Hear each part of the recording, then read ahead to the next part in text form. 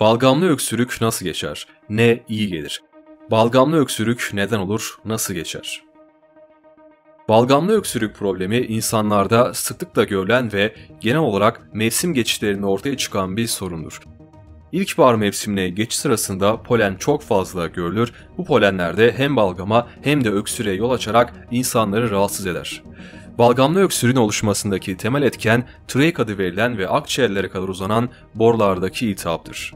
Hem akut hem de kronik nedenlerden dolayı balgamlı öksürük meydana gelebilir.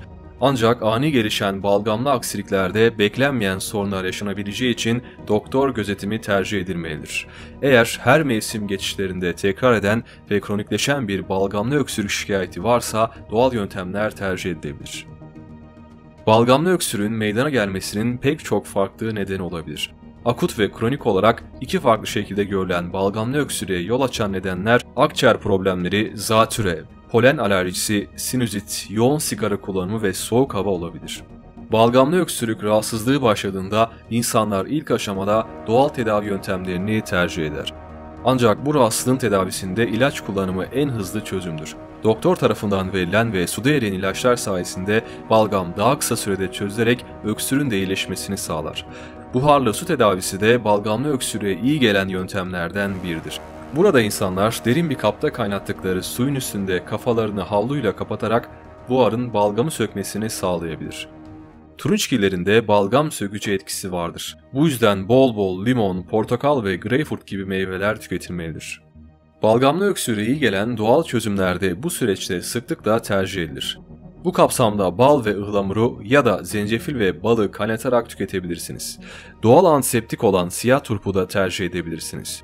Siyah turbun içine oyduktan sonra küçük delikler açılır. Ardından bal eklenir ve bu şekilde turp sabaha kadar bekletilir. Sabah bunu süzerek yemekten önce bir yemek kaşığı tüketebilirsiniz. Balgamlı öksürüğü kısa sürede kesmeye yardımcı olan bitkiler. İlk akla gelen ve en çok tercih edilen zencefildir. Zencefili dilimleyerek kaynatmak ve içerisine limonla bal eklemek faydalı olacaktır. Meyan kökü bitkisi de balgam söktürücü olarak bilinir. Bu bitki astım ve solunum yolu sıkıntıları olan kişilerin de günlük hayatlarında sıklıkla tercih ettikleri bir bitkidir. Antiseptik içeriği olan zerdeçal bitkisi de balgam sökücü özelliğine sahiptir. Solunum yollarına meydana gelen bakteri ve balgamı sökmek için sıcak süte konularak tüketilen zerdeçal günde 2 kez içilmelidir. Balgamın yanı sıra öksürüğe de iyi gelen bir diğer bitki de rezenedir. Kuru öksürük tedavisinde genellikle rezene çayı tercih edilir. Kekik ve nane ise özellikle kış aylarında gribal enfeksiyon geçiren kişilerin vazgeçilmez doğal takviye çayıdır.